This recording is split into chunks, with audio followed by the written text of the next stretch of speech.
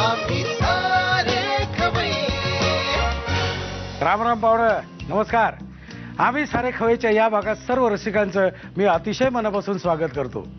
Cultural करीमधला Kolhapur स्पेशलचा आजचा हा शेवटचा भाग आहे, त्यामुळे माझ्या दृष्टीने आजच्या या भागाला खूप महत्त्व आहे. काय काय चापायला मिळतंय याचा मी विचार करतोय आणि विचार नुसतं केलेलं नाही आहे, तर काही माझ्या मित्रांनी आमंत्रण सुद्धा दिलेलं आहे. त्यांच्याशी मी बातचीत हितगुज साधणारच आहे. पण तत्पूर्वी मला तुम्हाला एक दोन गोष्टी सांगायच्या आहेत. झालं काय, आमच्या घरात सगळे शाकाहारी, शुद्ध शाकाहारी. मीच एक लक्ष्मण रस्त्या ओलांडणारा.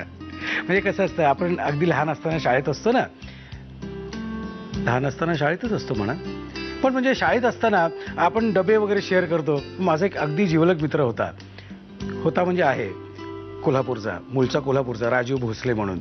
तर झालं काय, डबे शेअर करत असताना एक दिवस त्याने मला लोणचं दिलं. मी लोणचं खाल्लं. आता लोणचं कोणाला आवडणार नाही, आणि त्यातल्या त्यात शाकाहारी माणसाला लोणचं बिणचं फार आवडतं. तर लोणचं दिलं, मी खाल्लं, मी आपलं चापलं, मस्त आलं, मला आवडलं. ठीक आहे, असे बरेच दिवस गेले. मग माझं त्याच्या घरी जाणं येणं वाढलं, का कोणास ठाऊक. पण म्हणजे तो जे काही लोणचं देत होतं ना, नंतर मला कळलं ते मटणाचं लोणचं होतं. पण त्यामुळे मला काही फारसा फरक पडला नाही की मटणाचं लोणचं कसं खायचं वगैरे.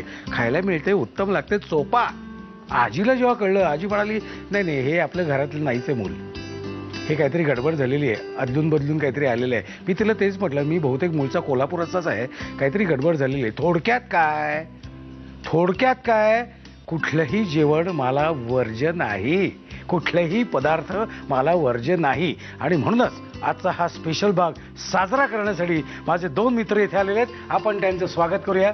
नमस्कार. नमस्कार. आपलं नाव? ओंकार घाटे. ओंकार घाटे. आणि आपलं? सचिन बगरे. सचिन बगरे. तुम्ही काय नातं काही आहे का? नाही, मित्र, घट्ट मित्र. बरोबर. किती वर्षाची मैत्री आहे तुमची? 2 वर्ष. 2 वर्ष. तू काय करतो? मी पुण्यात हॉटेल मॅनेजमेंट करतो. पुण्यात हॉटेल मॅनेजमेंट करतो. आणि तू?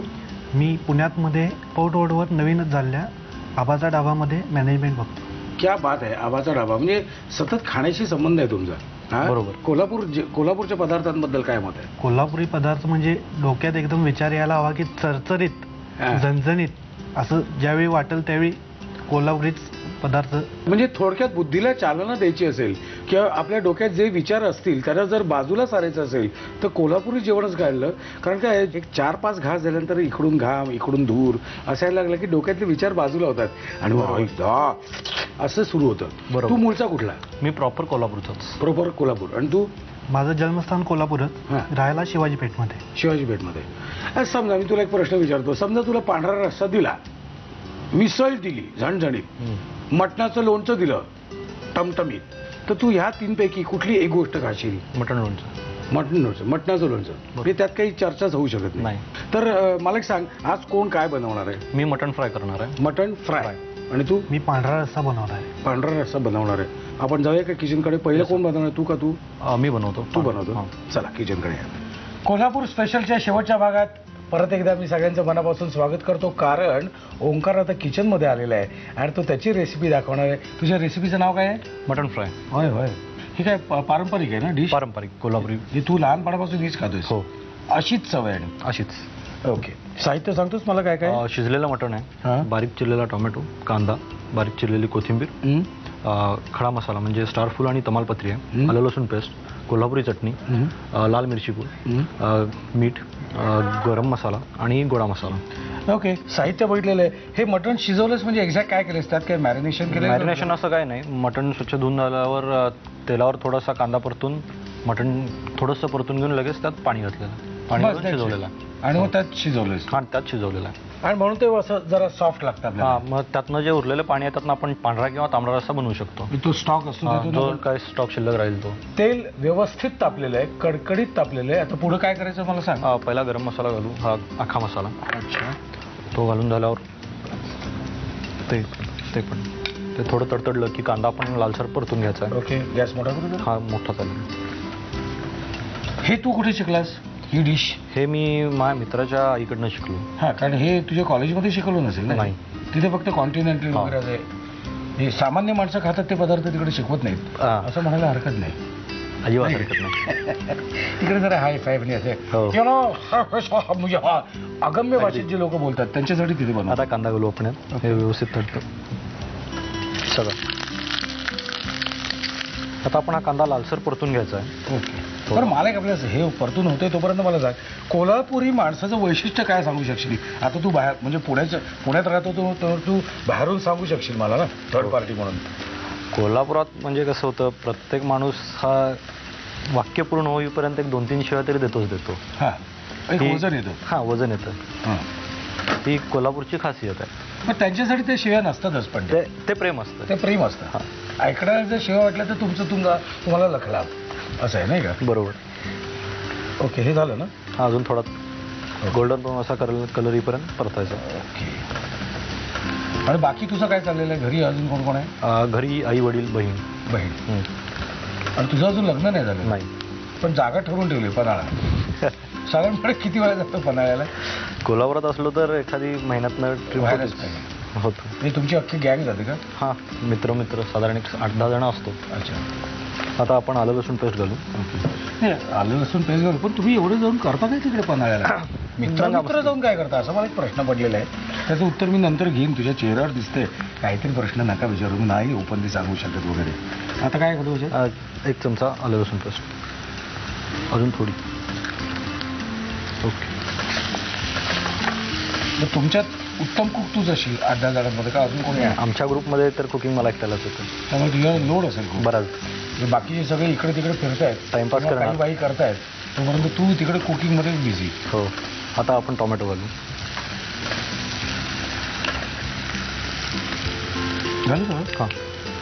ओके. आता आपण त्यात कांदा लसूण चटणी घालू. तर माझं म्हणणं काय आहे की आपण ऑलरेडी कांदाही घातलेला आहे, लसूण सुद्धा घातलेलं आहे. समजा हे मी नाही घातलेलं आहे तर काय होईल? हे जर नाही घातलं तर मग ह्याला कोल्हापुरी म्हणता येणार नाही. मग हे पुणेरी टेस्ट असं. आलं लक्षात आलं. मी ऐकतो काय आहे, मला कोल्हापूर 2 चमचे.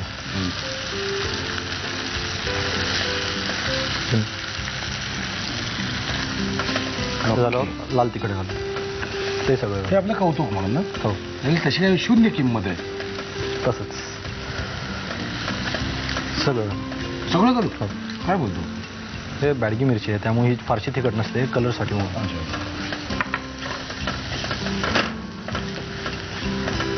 त्याला थोडंसं पाणी घालू आपण, अगदी थोडं. बस बस बस. हे आपण पाणी का घातलं त्याच्यात? लाल तिखट आणि चटणी जी आहे ती करपू नये म्हणून. तर डायरेक्ट असेवर ती थोडीफार कडवट होऊ शकते. आता यात आपण शिजलेलं मटण घालणार आहोत. हां, सगळं नको, सगळं नाही, अजून थोडे 1-4 पीस बस. आता 1 चमचा गोडा मसाला आणि 1 चमचा गरम मसाला, अजून थोडा. बस.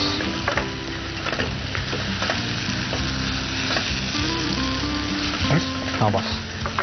आता मीठ चवीप्रमाणे.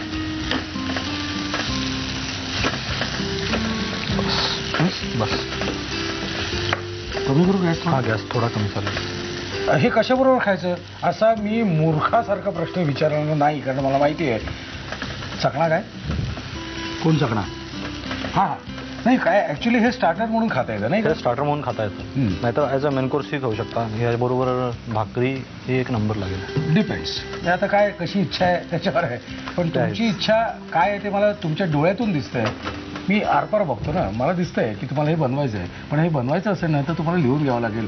साहित्य आणि कृती लिहून घ्या. मटण फ्राय बनवण्यासाठी लागणारं साहित्य: शिजवलेलं मटण, बारीक चिरलेला टोमॅटो, बारीक चिरलेला कांदा, बारीक चिरलेली कोथिंबीर, चक्रीफूल, तमालपत्र, आलं लसूण पेस्ट, कोल्हापुरी कांदा लसूण चटणी, तिखट, मीठ, गरम मसाला आणि गोडा मसाला.